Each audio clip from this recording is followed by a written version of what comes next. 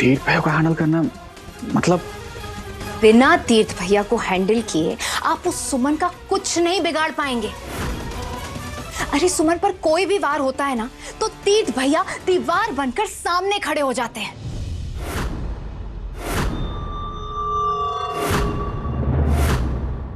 सुमन जी, आपको इस बात पे पूरा यकीन है? क्योंकि जितना मैं देविका भाभी को जानता हूं, वो घर के छोटे मोटे पॉलिटिक्स कर सकती हैं, लेकिन खून नहीं कर सकती किसी का। मुझे नहीं पता देविका भाभी का क्या कनेक्शन है, लेकिन कनेक्शन है पक्का। वो असली खूनी को बचाने की कोशिश करे क्योंकि वो खूनी आपके परिवार से है। इसलिए मैंने अखिल पे सस्पेक्ट किया सबसे पहले। तो बताइए, दिलवाएंगे ऋषि को इंसाफ? दिलवाएंगे उसकी खूनी को सजा? बोलिए।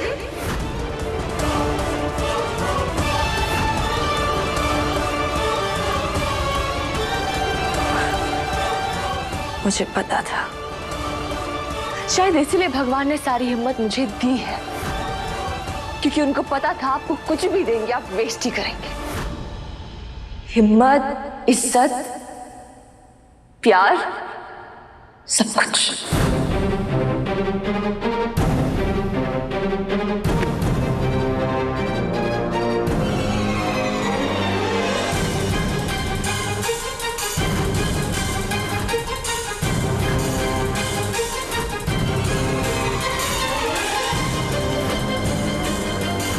जब तक नेताजी आपके तीर्थ भैया सुमन के साथ है, हम उसका कुछ नहीं बिगाड़ सकते। तो भाभी मैं क्या करूं?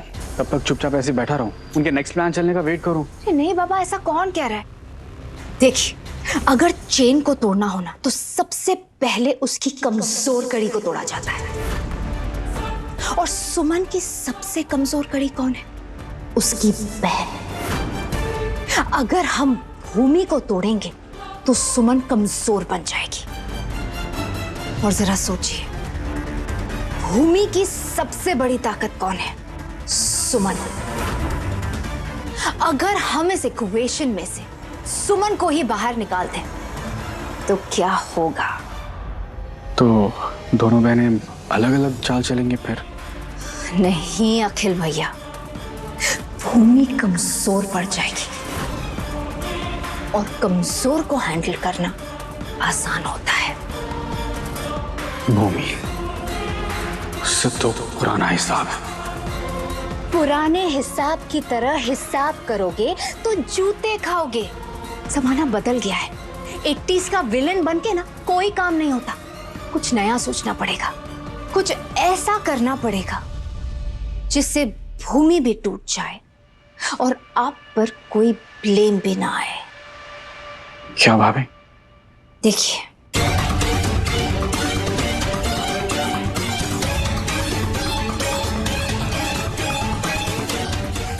वाह भाभी, क्या प्लान है।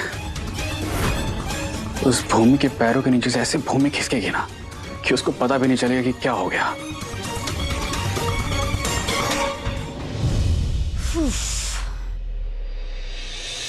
गया हम भी। आपने वो वाली स्टोरी सुनी है जहाँ एक कंजूस आदमी अपने 5-10 रुपए बचाने के लिए ना अपनी पूरी तिजोरी ही खो बैठता है? ऐसे ही इस भूमि और अखिल के चक्कर में ना हमारी लाइफ की जो असली विलन है ना, वो खचरा आंटी, वो निकल जाएगी। निकल के वो कहाँ जाएगी? भूमि में उसकी जान अटकी हुई है।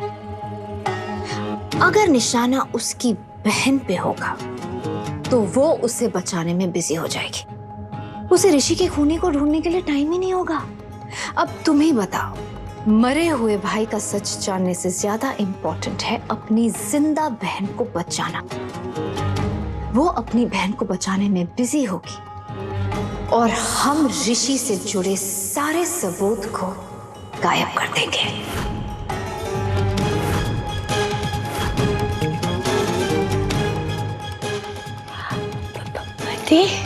वो सब तो ठीक है, पर हम बचा किसको रहे? पहले अखिल, तू जाने दे। अरे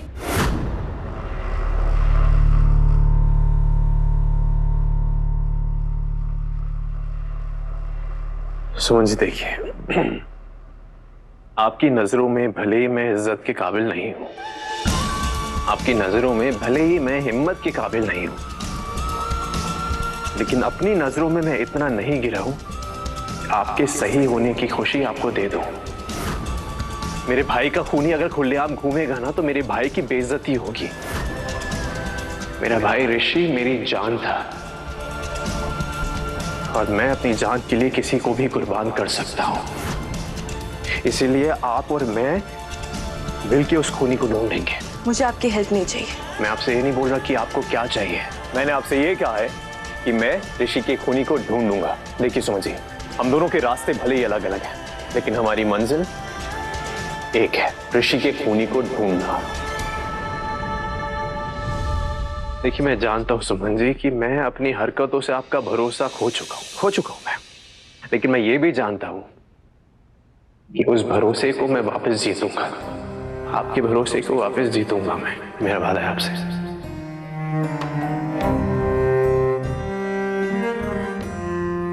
ऋषि ना मुझे हमेशा कहता था कि मेरी जो बहन है ना सुमी, वो अक्खड़ दिमाग की है लेकिन बेअक्ल नहीं है। हाँ उसका ईगो है, अहंकार है, लेकिन हमेशा वो वही चुनती है जो सही है। लेकिन शायद वो गलत था। मेरा ऋषि किसी भी बात को लेकर गलत नहीं था। मैं अपनी ईगो कभी भी बीच में नहीं लाती हूँ किसी भी चीज के लिए। अच्छा ये बात है। तो आपने मुझसे कहा था कि एक सवाल है जो मैं आपसे करना चाहती हूँ, उसका जवाब ढूंढ के निकालिए, तो निकाल लिया मैंने वो सॉल्यूशन। देखना चाहेंगे? सरकार का ये कहना है कि उनका ये फैसला कि भीख मांगना जुर्म होगा शायद दोबारा सोचा जाएगा। एक नए उभरते हुए नेता तीर्थ मित्तल ने सरकार को एक सुझाव भी दिया है। उनका कहना है कि कोई भी शौक से भीख नहीं मांगता, काम की कमी होने के कारण मांगता है। इसलिए जो काम करने लायक है उन्हें काम दिया जाए। बच्चों और बूढ़ों को आश्रम शिफ्ट किया जाए। जिन्हें मेडिकल अटेंशन की जरूरत है उन्हें हॉस्पिटल भेजा जाए। अगर हर नेता तीर्थ मित्तल जैसा सोचेगा तो इंदौर और ये देश कहां से कहां पहुंच जाएगा। चलिए, मेरे साथ वफादारी तो नहीं की, लेकिन अपने नागरिकों के साथ धोखा भी नहीं किया।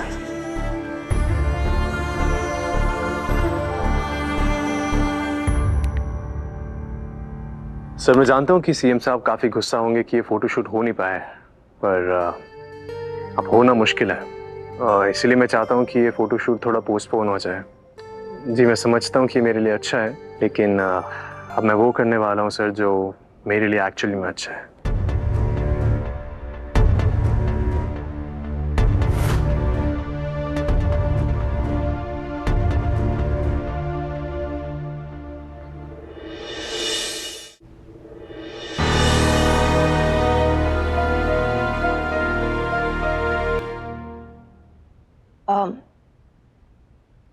उठ जाइए, चाय का टाइम हो गया। अरे उठिए, चाय ठंडी हो जाएगी।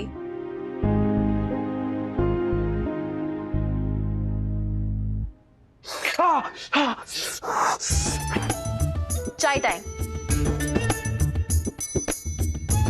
ये क्या नॉनसेंस तरीका है किसी को उठाने का? ये काम प्यार से भी हो सकता है ना, या नहीं? शायद आपको ना थोड़ी कंफ्यूजन है, तो वो कंफ्यूजन में क्लियर कर दूं। मैं सुमन हूँ, आपकी नौकरनी, जो गुड मॉर्निंग सर करके आपको उठाऊंगी, और आपकी माँ तो बिल्कुल नहीं हूँ कि लड्डू लड्डू करके आपको चाय पिलाऊंगी। तो ये गलतफहमी का पर्दा अपनी आंखों से हटाइए और चाय पीजिए। Of course, how can I forget? आप तो वो है ना, वो क्या कहते हैं उसे? इंदौरी? सुमन इंदौरी। सुमन इंदौरी नहीं, डाकू इंदौरी। आपकी बकवास बातें खत्म हो गई हो तो चाय पी के ना फटाफट रेडी हो जाइएगा। फोटोग्राफर आ गया, वेट कर रहा है। एक सेकंड। फोटोग्राफर आ गया मतलब? मैंने तो सीएम साहब के पीए को बोल दिया था कि कोई फोटोशूट नहीं हो रहा। हाँ, लेकिन मैंने कॉल करके इसको बुला लिया था क्योंकि मैंने आपको बात करते सुन लिया।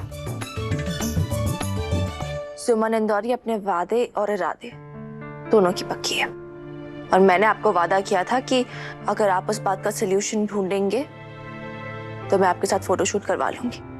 तो बस अपना वादा निभा रही हूँ और कुछ नहीं। तो फटाफट रेडी हो जाइए, मुंह हाथ धो के अच्छे से, क्योंकि क्या ना आपको मेरे साथ खड़े होना, तो थोड़ा सा लेवल अप करना पड़ेगा खुद को। Level up? वैसे कमाल है, अब आप चुप चुप के मेरी बातें भी सुनती हैं। वेरी बैड डाकू इंदौरी। कोई बात नहीं, मैं फोटोग्राफर को बोल देती हूँ वापस जाने के लिए, फिर मुझे क्या। अरे लिसन, मैं आ रहा हूँ। चाय तो पी लूं मैंने। 10 मिनट। अरे ये कौन है बीच में? हटो वहां से। हटो? किससे बोल रहा है तू? मुझसे? तू रे, ये मेरा घर है, मैं हट जाऊंगा ना तेरा ये ताम झाम सब हट जाएगा। औकात में रहे। Sorry uncle. कौन अंकल? अंकल को कुछ बोल दूंगा ना सच में।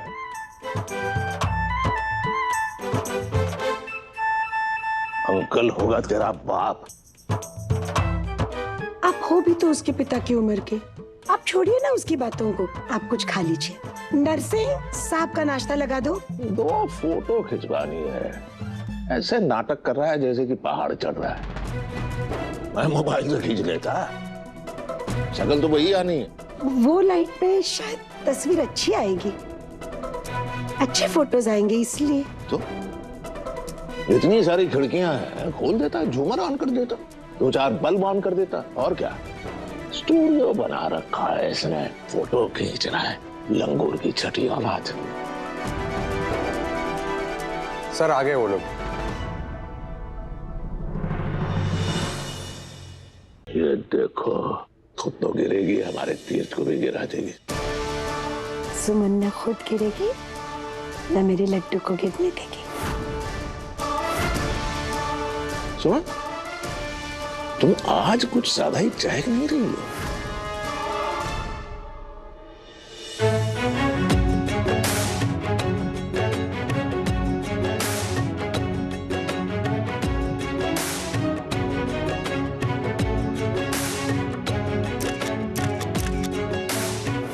हाथ जोड़िए आप लोग। अखिल भैया, यही सही मौका, आप निकल जाइए। देखिए, भूमि को बचाने कोई नहीं आएगा। आप निकलिए और वही कीजिए जो मैंने कहा है। ठीक है भाभी। जाइए।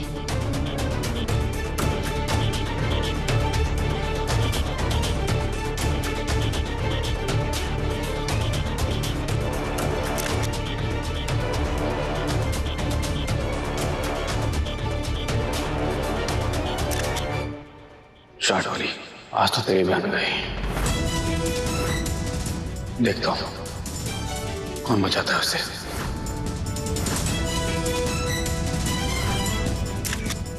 बहुत उछल रही थी ना कचरांती, अब देख तेरे साथ क्या होने वाला है। तू यहाँ नेता के साथ में रोमांस करती रह, उधर थोड़ी ही देर में तेरे पैरों के तले से जमीन खिसकने वाली है। थोड़ा सा नजदीक आइए।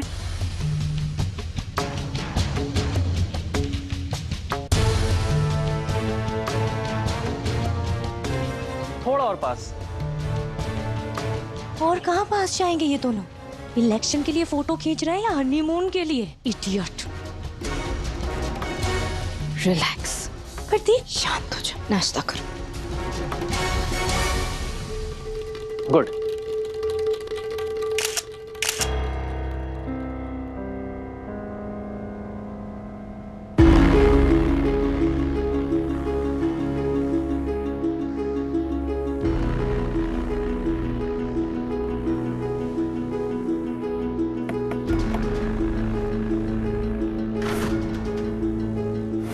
ये यहाँ क्या कर रहा है?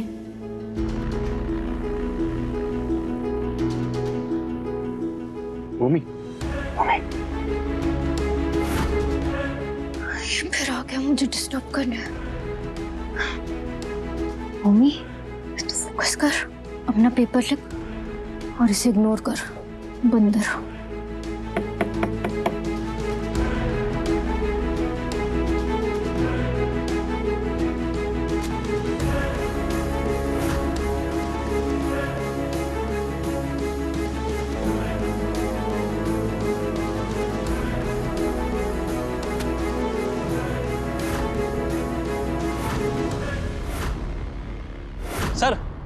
आप इनके कंधे पे हाथ रखिए।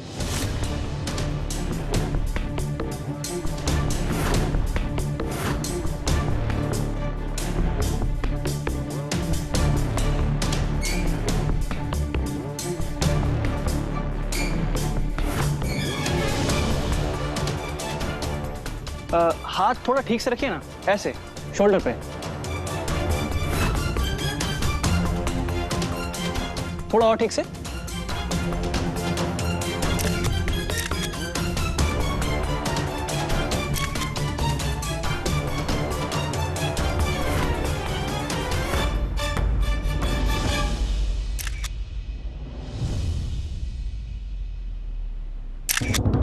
सुमन जी, आप एक काम कीजिए, आप लेफ्ट में आ जाइए। सर, आप राइट में आ जाइए।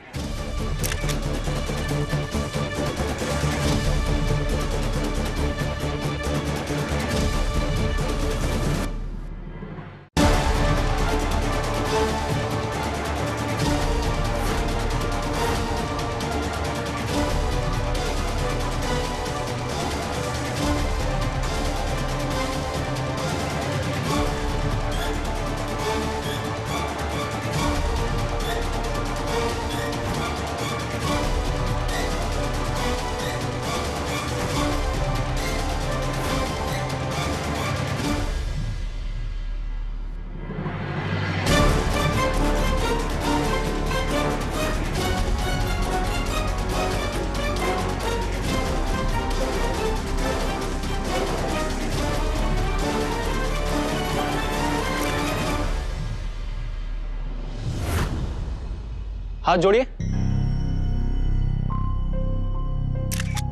प्रोफाइल दीजिए।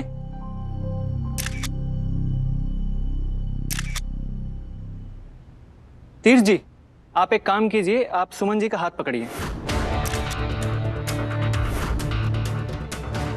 अरे पर ये calm down।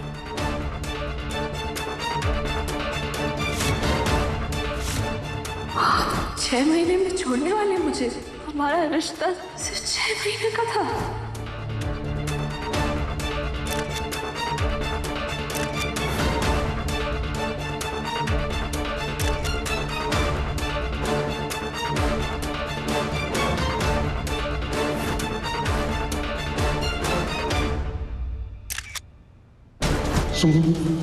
मेरा शादी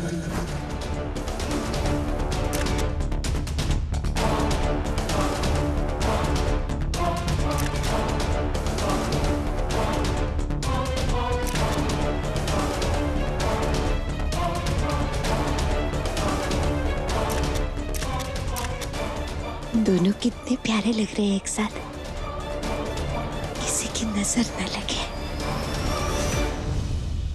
What is this? Stand up. Ma'am, I said stand up. क्या है ये? चीटिंग कर रही हो तुम? नहीं नहीं मैम, ये मेरा नहीं है, ये वो। कौन था वहाँ? तुम्हारा ही कोई साथी होगा। शर्म नहीं आती तुम्हें चीटिंग करते हुए? ये सारे स्टूडेंट्स यहाँ मेहनत करके एग्जाम देने आते हैं और तुम्हें क्या लगा तुम चीटिंग करके पास हो जाओगे? मैम मैं कसम खा के बोल रही हूँ, ये मेरा नहीं है, मैंने कोई चीटिंग नहीं की, सच में। चीटिंग नहीं की तुमने? नहीं।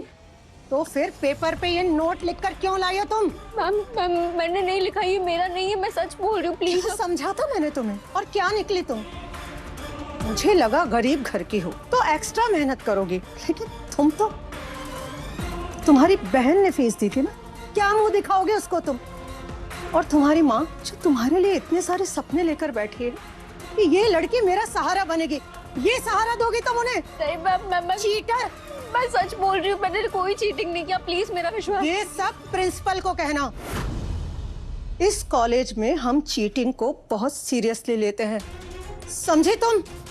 हमें नहीं चाहिए ऐसे स्टूडेंट्स जो चीटिंग करते हो। मैम मेरा प्लीज विश्वास कीजिए, मैंने नहीं किया, ये मेरी चिट नहीं है, ये मैं रंगे हाथों पकड़ा है मैंने तुम्हें, और तुम कह रही हो कि तुमने चीटिंग नहीं की। तुम एग्जाम नहीं दे सकती अब, मैं तुम्हें कॉलेज से निकाल दूंगी, समझे तुम? Get out. Ma'am I said get out. Ma'am please मुझे पेपर लिखने दीजिए, मैं फेल हो जाऊंगी मैम, प्लीज मैम। आंसू पूछ लो। Cheating, very sad, actually very bad.